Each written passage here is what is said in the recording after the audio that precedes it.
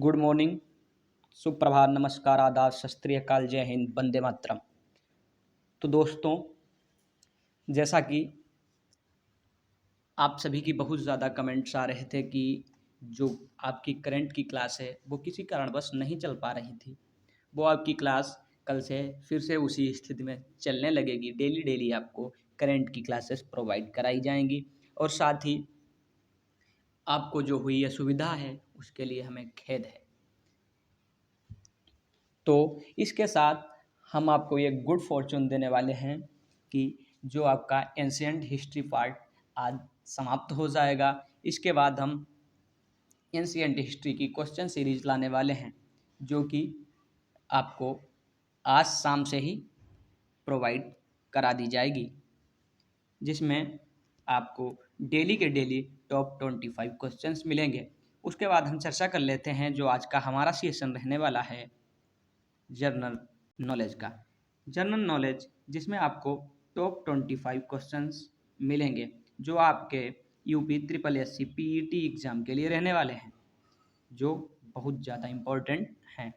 ठीक है, तो बिना देरी किए हुए हम अपने क्वेश्चंस की ओर चलते हैं।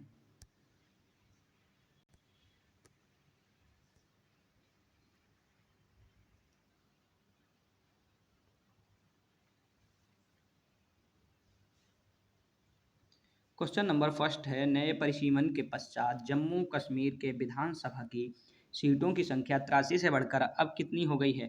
क्या यह 88 हो गई है? क्या यह 90 हो गई है? क्या यह 89 हो गई है? क्या यह 102 हो गई है? तो इसमें जो आपका करेक्ट आंसर रहने वाला है वो है ऑप्शन नंबर सी, 90 कर दी गई है, जिसमें जम्मू के क्षेत्र में जम्मू में 43, साथ ही कश्मीर घाटी में 47 कर दी गई है। तो 83 से बढ़ाकर यहाँ 90 कर दी गई है। इसके बाद हम बात करते हैं क्वेश्चन नंबर 2 की।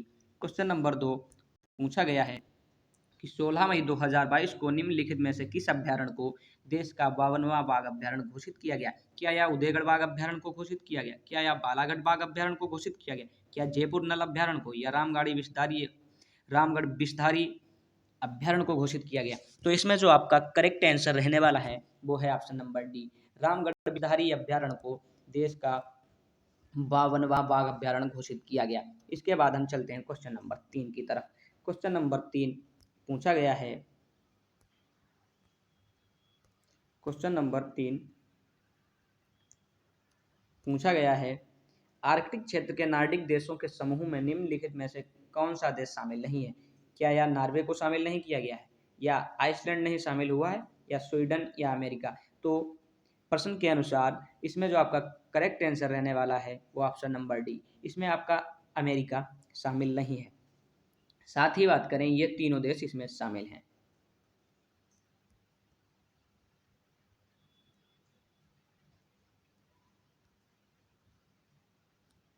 ठीक है, ये तीनों देश नार्डिक देशों के समूह में शामिल हैं। इस विषय में हम थोड़ी चर्चा करेंगे, फिर चलेंगे क्वेश्चन नंबर 4 की ओर।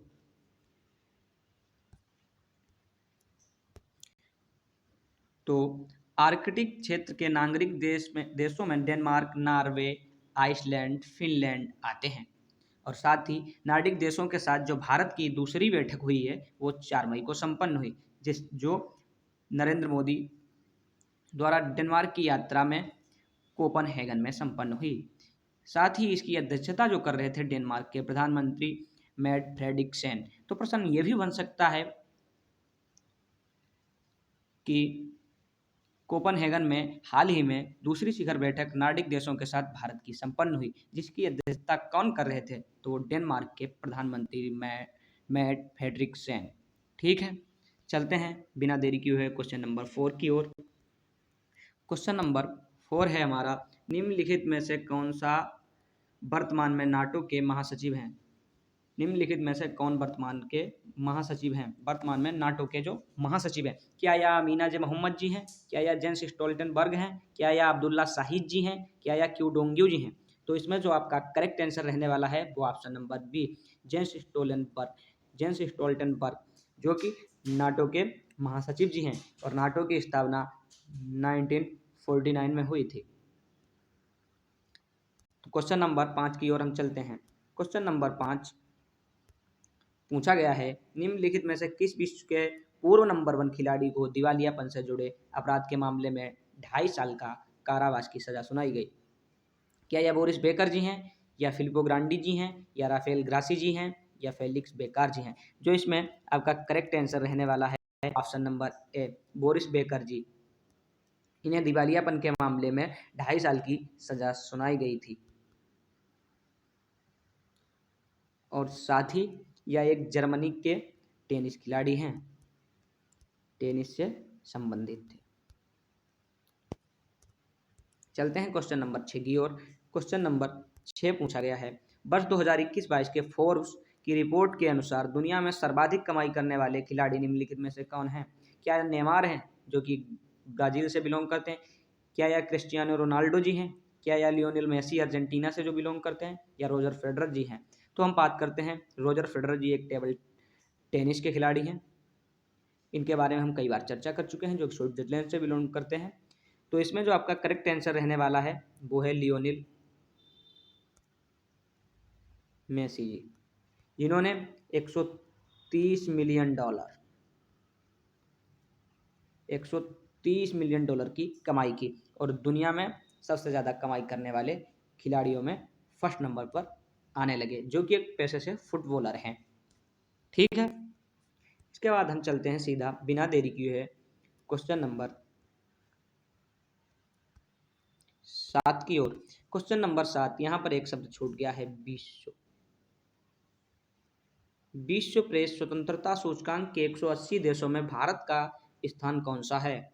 क्या यह 133वां स्थान है, 150वां स्थान है, क्या यह 144वां स्थान है, क्या यह 156वां स्थान है? तो इसमें जो आपका करेक्ट आंसर रहने वाला है वो ऑप्शन नंबर बी, 150वां स्थान है। इससे पहले भारत का जो स्थान था वो 142वां स्थान था, जिसमें उत्तर कोरिया ने अंतिम स्थान प्राप्त किया। लास्ट 180 देशों में 180वां जो स्थान था वो उत्तर कोरिया का था। यह भी प्रश्न बन सकता है, विश्व प्रेस सूचकांक स्वतंत्रता सूचकांक के 180 देशों में उत्तर कोरिया का कौन सा स्थान था? तो वो अंतिम स्थान। ठीक है, 180वां। चलते हैं क्वेश्चन नंबर 8 की ओर।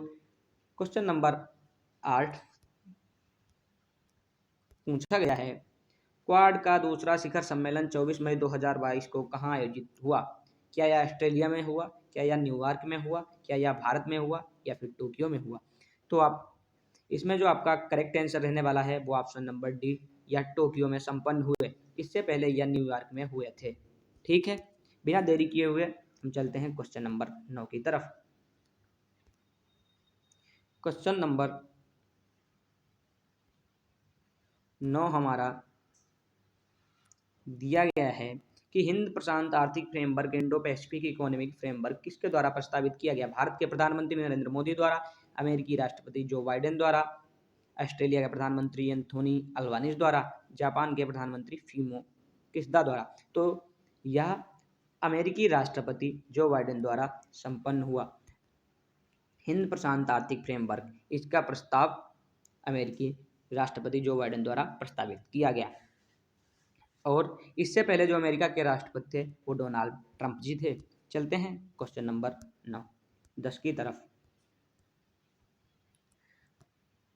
क्वेश्चन नंबर 10, द्वितीय क्वाड शिखर सम्मेलन 2022 के अवसर पर लॉन्च किए गए हिंद प्रशांत आर्थिक framework Indo Pacific economic framework में कुल कितने देश शामिल हैं? क्या यह 13 देश शामिल हैं, क्या यह 15 देश शामिल हैं, या फिर 21 देश शामिल हुए, या 24 देश? तो इसमें जो आपका करेक्ट आंसर रहने वाला है वो है ऑप्शन नंबर ए, इसमें 13 देश शामिल हुए थे। चलते हैं क्वेश्चन नंबर 11 की तरफ। क्वेश्चन नंबर 11 कि 15 से 21 मई के बीच 2022 में निवर्तमान राष्ट्रपति रामनाथ कोविंद ने निम्नलिखित में से किस देश की यात्रा की? क्या, और साथ ही एक कूट दिया गया है सेंट विंसेंट, तुर्कमेनिस्तान, नीदरलैंड और जमैका। इसमें जो सही कूट है हमें उसका चयन करना है। क्या यह केवल 1 और 4 सही है, क्या 1 और 3 सही है, क्या 1, 3, 4 सही है, या सभी सही है? तो इसमें जो आपका करेक्ट आंसर रहने वाला है केवल 1 और 4। जो निवर्तमान राष्ट्रपति रामनाथ कोविंद जी हैं, उन्होंने सेंट विंसेंट तथा जमैका की यात्रा की। तो option A is correct answer. इसके अलावा कोई भी ऑप्शन एप्लीकेबल नहीं होगा।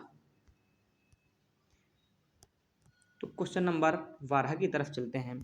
क्वेश्चन नंबर 12 हमारा दिया गया है, 10 मई 2022 को पंडित शिव कुमार शर्मा का निधन हो गया। वह किस वाद्य यंत्र से संबंधित थे? क्या यह संतूर वादक थे, क्या यह बांसुरी वादक थे, क्या यह सरोद वादक थे, या शहनाई वादक थे? तो इसमें जो आपका करेक्ट आंसर रहने वाला है वो ऑप्शन नंबर बी, संतूर वादक थे। प्रश्न ये भी बन सकता है कि हाल ही में महान संतूर वादक पंडित शिव कुमार शर्मा का किस तारीख को निधन हो गया? तो 10 मई 2022 को। हाल ही में महान संतूर वादक 10 मई 2022 को स्वर्गलोक सिधार गए। वह कौन थे? तो पंडित शिव कुमार शर्मा जी। ठीक है, ये भी पूछा जा सकता है, हाल ही में पंडित शिव कुमार शर्मा का निधन 10 मई को हो गया, वह किससे संबंधित थे? तो संतूर वादक। क्वेश्चन नंबर 13, किस देश को हराकर भारत की पुरुष बैडमिंटन टीम ने 15 मई 2022 को थॉमस कप जीता? क्या यह डेनमार्क को हराया, क्या यह चाइना को हराया, या फिर मलेशिया को, या इंडोनेशिया को? तो इसमें जो आपका करेक्ट आंसर रहने वाला है वो ऑप्शन नंबर डी, इंडोनेशिया को भारत ने पुरुष बैडमिंटन टीम ने 15 मई 2022 को हरा दिया, वो भी 3-0 से। इस विषय में हम थोड़ी चर्चा करेंगे, फिर बात करेंगे क्वेश्चन नंबर 14 की। ठीक है, भारत की पुरुष बैडमिंटन टीम ने 15 मई 2022 को एक बड़ी उपलब्धि हासिल की। थाईलैंड के बैंकॉक में आयोजित हुए थॉमस कप 2022 के एक तरफा फाइनल में भारत ने 14 बार चैंपियन इंडोनेशिया को 3-0 से हराया। थॉमस कप का खिताब जीता, जो कि इंडिया में फर्स्ट टाइम खिताब हासिल किया है इंडिया ने थॉमस कप। भारत में पहली बार ही थॉमस कप आया, जिसमें भारत की बहुत बड़ी उपलब्धि रही। क्वेश्चन नंबर 15, विश्व आर्थिक मंच WEF द्वारा जारी ट्रेवल एंड टूरिज्म डेवलपमेंट सूचकांक 2021 में भारत का रैंक क्या है? क्या यह 50वां रैंक है, या 54वां रैंक है, या 44वां रैंक है, या 33वां रैंक है? तो इसमें जो आपका करेक्ट आंसर रहने वाला है वो है ऑप्शन नंबर सी, 44वां rank.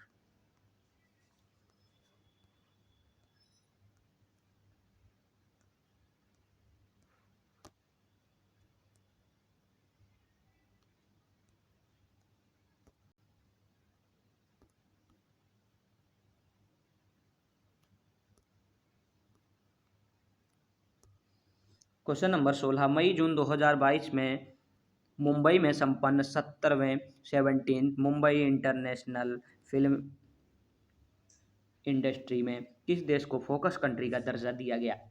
France, Nepal, Bangladesh, Australia. तो इसमें जो आपका करेक्ट आंसर रहने वाला है वो है बांग्लादेश। बांग्लादेश को फिल्म फोकस कंट्री का दर्जा दिया गया, जो कि अभी मई जून में 2022 में 70वां अंतर्राष्ट्रीय फिल्म महोत्सव संपन्न हुआ, जिसमें बांग्लादेश को फोकस कंट्री का दर्जा दिया गया। इसके बाद हम बात करते हैं क्वेश्चन नंबर 17 की। क्वेश्चन नंबर 17 आपका पूछा गया है, मैत्री एक्सप्रेस रेलगाड़ी किस पड़ोसी देश के साथ ताल्लुक रखती है या संपर्क स्थापित करती है? पाकिस्तान, नेपाल, बांग्लादेश, भूटान। तो इसमें जो आपका करेक्ट आंसर रहने वाला है वो है ऑप्शन नंबर सी, बांग्लादेश। यह ट्रेन जो है कोलकाता से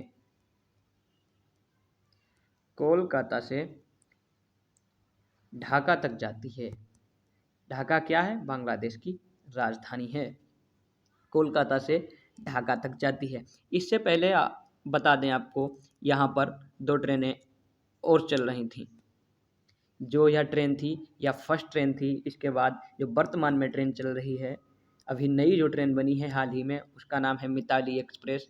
और इससे पहले जो चल रही थी वो थी बंधन एक्सप्रेस, और सबसे पहले मैत्री एक्सप्रेस चल रही थी। ठीक है, चलते हैं क्वेश्चन नंबर 18 की तरफ। प्रश्न पूछा गया है, निम्नलिखित में से कौन सा देश 2021 के दौरान हथियार का सबसे बड़ा निर्यातक बना? क्या यह अमेरिका था, क्या यह इजराइल था, या रूस, या प्रांत? तो इसमें करेक्ट आंसर जो रहने वाला है वह है ऑप्शन नंबर ए अमेरिका।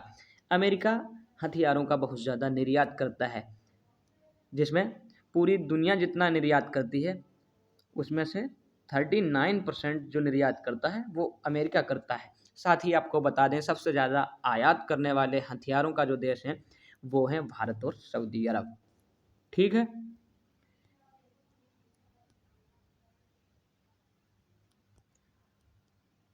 बात कर लेते हैं क्वेश्चन नंबर 19 की। सीएसओ के ताज़ा आंकड़ों के अनुसार बीते वित्तीय वर्ष 2021-22 में भारत की राष्ट्रीय आय कितनी रही?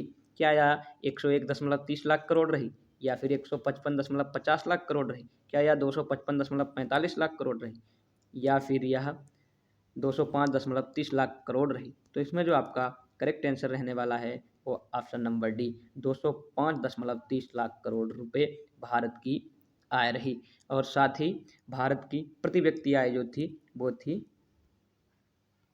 1.5 लाख रुपए। ठीक है, क्वेश्चन नंबर 20 सेम वही क्वेश्चन दे दिया गया है जो हम आपसे ऊपर चर्चा कर चुके हैं। सीएसओ के उपयुक्त अंतिम आंकड़ों में 2021-22 में प्रचलित मूल्यों पर प्रति व्यक्ति आय कितनी आकलित की गई? क्या यह 50,000 की गई, क्या यह 1 लाख रुपए, या 1.5 लाख रुपए, या 75,000 रुपये? तो हम आपको ऊपर इससे पहले बता चुके हैं यह 1.5 लाख रुपए थी। तो चलते हैं क्वेश्चन नंबर 21 की तरफ। भारतीय मूल के उद्यमी सत्या नडेला जी निम्नलिखित में से किस कंपनी के सीईओ हैं? तो क्या यह टेस्ला के हैं, या फिर एप्पल के हैं, या माइक्रोसॉफ्ट, या नेटफ्लिक्स? तो इसमें जो आपका करेक्ट आंसर रहने वाला है वो option number C Satya Nadella ji जो हैं वो माइक्रोसॉफ्ट के सीईओ हैं। ठीक है, तो चलते हैं हम बिना देरी किए हुए क्वेश्चन नंबर 22 की तरफ। क्वेश्चन नंबर 22 हमारा दिया गया है, भारत के किस आर्किटेक्ट को 10 मई 2022 को ब्रिटेन का रॉयल गोल्ड मेडल प्रदान किया गया? तो क्या यह बालकृष्ण दोषी जी को मिला है, या विनोद कुमार शर्मा जी को मिला है, या विजय कुमार सक्सेना जी को मिला है, या निधि छिब्बर जी को मिला है? तो इसमें जो करेक्ट आंसर रहने वाला है वो है बालकृष्ण दोषी जी। बालकृष्ण दोषी जी को आर्किटेक्ट के क्षेत्र में रॉयल गोल्ड मेडल से सम्मानित किया है ब्रिटेन ने, जो कि 10 मई को सम्मानित किया है। प्रश्न यह भी बन सकता है, हाल ही में रॉयल गोल्ड हमारे भारत के किस आर्किटेक्ट को मिला? तो बालकृष्ण दोषी। बालकृष्ण दोषी को आर्किटेक्ट के क्षेत्र में रॉयल गोल्ड मेडल कब मिला? तो वो आंसर हो जाएगा 10 मई 2022 को। ठीक है, चलते हैं क्वेश्चन नंबर 23 की तरफ। क्वेश्चन नंबर 23 हमारा दिया गया है, किस तूफानी चक्रवात ने मई 2022 में बंगाल की खाड़ी के तटीय राज्यों में तबाही मचाई? क्या यह आंख, या फिर आसानी ने, या हुदूद ने, या ताउते ने? तो इसमें जो आपका करेक्ट आंसर रहने वाला है वो है ऑप्शन नंबर बी आसानी ने। इस विषय में हम थोड़ी चर्चा करेंगे कि भारत के किन किन राज्यों को तमाम समस्याओं का सामना करना पड़ा। तो देख लेते हैं, बंगाल की खाड़ी से मई में उठे चक्रवाती तूफान ने आंध्र प्रदेश, फिर उड़ीसा, पश्चिम बंगाल में तेज हवाओं एवं बारिश से काफ़ी तबाही मचाई, जिससे वहाँ के लोगों को बहुत ज़्यादा समस्याओं का सामना करना पड़ा। इसके बाद चलते हैं क्वेश्चन नंबर 24 की तरफ। क्वेश्चन नंबर 24 हमारा पूछा गया है, श्रीलंका में नए प्रधानमंत्री ने 12 मई को शपथ ली, वह कौन है? तो क्या यह देवेंद्र राजपक्षे जी हैं, महिंद्रा राजपक्षे जी हैं, क्या यह रानिल विक्रमसिंघे जी हैं, या रीता विक्रमसिंघे जी हैं? तो इसमें जो आपका करेक्ट आंसर रहने वाला है वो है option number C Ranil Wickremesinghe ने 12 मई 2022 को श्रीलंका के नए प्रधानमंत्री के पद पर शपथ ली। तो इन्होंने इतनी जल्दी क्यों शपथ ली, इस विषय में हम थोड़ी चर्चा करेंगे, फिर चलेंगे इस सेशन के अंतिम क्वेश्चन की ओर।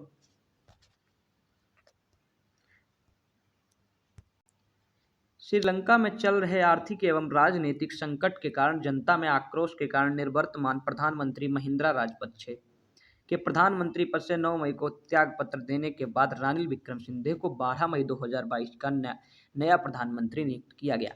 तो श्रीलंका में जो था आर्थिक समस्याएं और राजनीतिक संकट के कारण जनता में आक्रोश बढ़ गया, जिससे निवर्तमान प्रधानमंत्री महिंद्रा राजपक्षे जी को अपने पद से इस्तीफा देना पड़ा और उन्होंने 9 मई को त्यागपत्र दे दिया, जिसके बाद रानिल विक्रमसिंघे ने 12 मई को 2022 में नए प्रधानमंत्री के पद को सुशोभित किया और 12 मई 2022 को नए प्रधानमंत्री के रूप में शपथ ली। ठीक है, इस सेशन के अंतिम क्वेश्चन की ओर चलते हैं। तो हमारा इस सेशन का जो लास्ट क्वेश्चन है वह है कि 2022 में 26 से 28 जून में G7 का अंतर्राष्ट्रीय शिखर सम्मेलन किस देश में प्रस्तावित है? क्या यह कनाडा में है, या फिर जर्मनी में है, क्या यह जापान में है, या फिर ब्रिटेन में है? तो इसमें जो आपका करेक्ट आंसर रहने वाला है वो है ऑप्शन नंबर बी, जर्मनी में। तो दोस्तों इस विषय में हम थोड़ी चर्चा कर लेते हैं। Canada, France, Italy, Germany, Japan, Britain एवं अमेरिका, साथ ही यूरोपियन यूनियन के संगठन G7 का शिखर सम्मेलन जर्मनी में प्रस्तावित है, जिसमें भारत, इंडोनेशिया, सेनेगल तथा दक्षिण अफ्रीका जैसे देश आमंत्रित हैं, जो कि एक सदस्य के रूप में सम्मिलित होंगे। तो इसमें कितने देश शामिल हैं? Number 1 Canada, France, Italy, Germany, Japan, Britain एवं अमेरिका। तो दोस्तों आज के लिए सिर्फ इतना ही, मिलते हैं अगले वीडियो में। तब तक के लिए खुश रहिए, मस्त रहिए, स्वस्थ रहिए। और आप लोगों को यदि हमारी मेहनत पसंद आ रही हो तो हमारे चैनल को लाइक करें, शेयर करें, सब्सक्राइब करें तथा शेयर करें अपने फ्रेंड।